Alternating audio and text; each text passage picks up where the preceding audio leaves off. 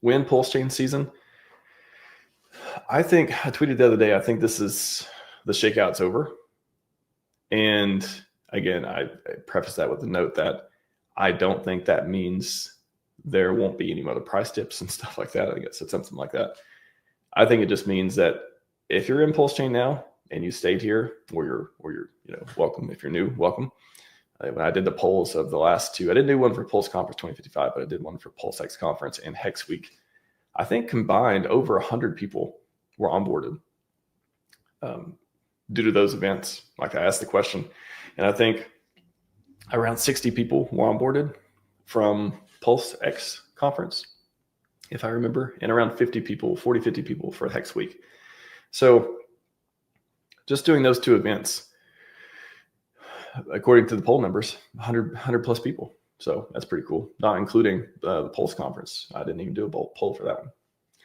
So pretty amazing. When Pulse season, I think the major shakeouts are over.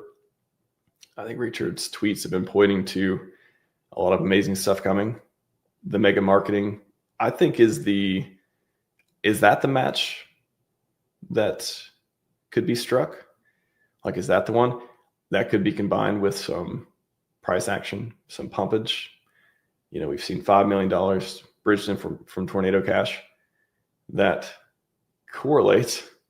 I don't know. Is this a causation versus a correlation thing? That certainly seems very similar to the around 5 million of ETH that was bridged out a while back as well. So there used to be 171K ETH. There's now 166. Again, this isn't about having every time. It's like people don't. It's like there's something about talking about the SAC funds that half the people like and are like, oh, that's interesting. I'm excited for that. And it seems like the other half are just like, they just don't want to talk about it, when it's literally one of the best marketing things we could have. It puts us on, we get included in altcoin daily videos all the time, because I think the last one, they keep cutting off at 5 now. It's almost like they keep finding a reason not to put PulseChain on the screen, but PulseChain keeps being on the screen. Great for marketing. And it doesn't matter whether you think we should expect it to go in or not.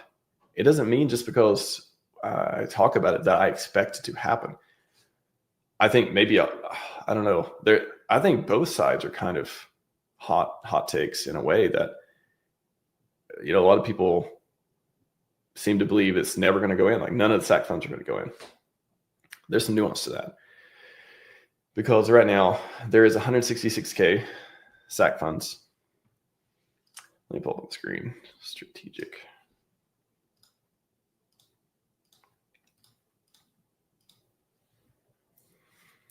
So 166K. So PulseChain number 5. I'm pretty sure that they saw altcoin daily video and it had the top 5. PulseChain was on there. They literally cut off at 4. I don't know. So 166K, around 700 million. And that's just, I could totally see that just being used to be on these lists for marketing, and for us to point to later, maybe PulseChain does a 10x and we're like, look, and also PulseChain is on this strategic Ethereum reserve. And that, becomes a sign of legitimacy or a sign of like promotion and stuff too. So I really think, and as long as we're on that list, it's there for marketing, right? So there's no benefit in not, talking. I don't know the benefit. It seems like it's like if you talk about it, that gives people expectations that it'll be used. I think I just have a different worldview than most people. I really do at this point. We talked about censorship before. I think people either don't know what censorship, or don't know what freedom of speech means, or they don't care. They don't know what transparency actually means, or they don't care, or they don't want to practice it, or they don't want other people to practice it. I don't know what it is. All these different even talking about the different moves that are happening, they're related to the OA. Let the man work, all this stuff. I don't get it. I have a different view, I have a different worldview. I think it's exciting for people to know that big whales behind the scenes, no matter who they are making moves. And all that is bullish, interesting. And who, I don't know, maybe if you're a trader or something, you're trying to front run some of the moves or something, then that, it's like an edge thing. But like, who is voting to not have more information? It's like, more information better. Who wants to have less information? And it always comes back to, I think, like the biggest piece to this, it always comes back to, oh, because people will wreck themselves, or they'll have expectations, or I don't want to control what anyone thinks out there. I'm not responsible for what anyone does out there for anything. I want to know these things. I think they're interesting. And this whole, there's just not a lot behind it. This whole thing like, oh, we got to save people from themselves. Nobody needs to save anyone from anything. Everyone, if you can't have it both ways. You're either a sovereign individual and you can do what you want with your coins and the information and stuff you get, or you're not. And I don't like to treat everyone like they're stupid. Just because I say words and then people take actions based on what they think the words mean, that is like literally every single kind of entertainment, information, show, news, media ever. So I don't know. I think that people just come up with these reasons to not talk about things. And there's always some reason they have that's not like this. It always appears. It's always very hard for me to find a reason they have that is useful for everyone. It's either they're trying to keep some edge, or they're just misinformed about something, or they're just hanging on to this view. I'm not sure what it is. So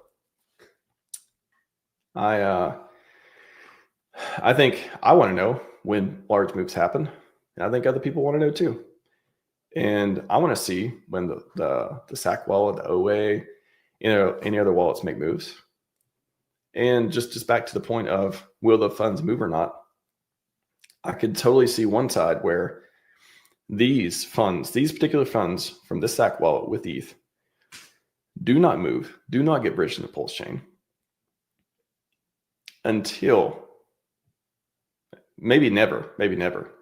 But I say I could see nothing ever happening with them until Richard calls the top on ETH. So whatever that top is, and then I could see them getting sold into stablecoin or otherwise. They don't have to be bridged in. I could see them, the profit being taken type of deal. And yeah, that would take it off the list of the largest Ethereum holder. But that would also, this is kind of like this balance, right? Like, do you want to have a bunch of money to bridge into PulseChain, or do you want to use it for marketing? You could do both. You could use it. It could literally be used for marketing until the top of ETH, and then get sold to turn into profits. That could be used to be bridged in, or it could not be bridged in, and it could be used for next cycle to buy, whatever, buy more ETH, or again, buy bridge into PulseChain, buy assets, whatever it is. But I think right now it's used for marketing. I could totally see it not being used for anything else, except, again, that $5 million that was bridged in. I think it's interesting, and I think it's worth paying attention to. Because, but even if we go to Pampy.app, I want to turn this into a moon math stream. But if we just do, for example, how do I do just, why does it show me the SAC funds? I want to do price simulator without anything to do with the reserve. Can I just type it in here? Can I just do, is it 1.25?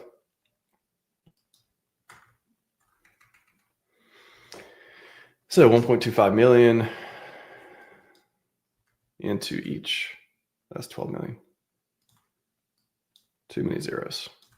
1.25 million. So times 4, 5 million. So even just putting the 5 million in at current, the way liquidity and stuff is only, like 5x or so.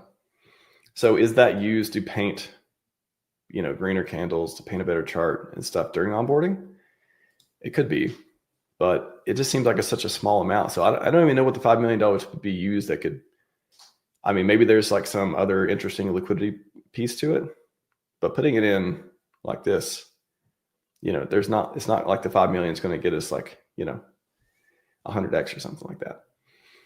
So I don't know what 5 million is going to do, but I want to think of it as kind of, I think the SAC funds, if they're ever used. So the other side, so let's say they're never used. The other side could be, well, they're obviously going to be used.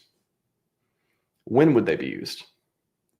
I don't think it'll be this putting them in, like every day, so much buy pressure each time for, a year or two. I don't think it'll be that. I think it would be more of literally letting the marketing do its job. The other whales in the ecosystem, pump it. Maybe Godwell comes back, starts doing Godwell things. The marketing, the new people coming in, again, those could be buys and stuff too, of various amounts. And then I think an interesting scenario here would be, it's just used as fuel on the fire. So after PulseChain already goes up 10, 20, 100x, all that stuff, and then just kind of used to support the price or just add fuel to the fire, create more FOMO, all those pieces, if it's used in that piece. So I think both scenarios are interesting. So when PulseChain season, back to the original question, great question, Aldo, Nike office. I would guess when people start getting the mailers, we start seeing new people come in the community. The rate cuts, does anyone believe we're not going to get a rate cut this month? We're not going to get one or two more this year. A lot of stuff Kyra talks about with the business cycle and DXY and a lot of the macro stuff as well. I don't know. To me, it's like even for me, it's like one of those hard to believe, oh, it's actually happening, come together scenarios. But boy, I haven't seen Richard be this bullish and direct.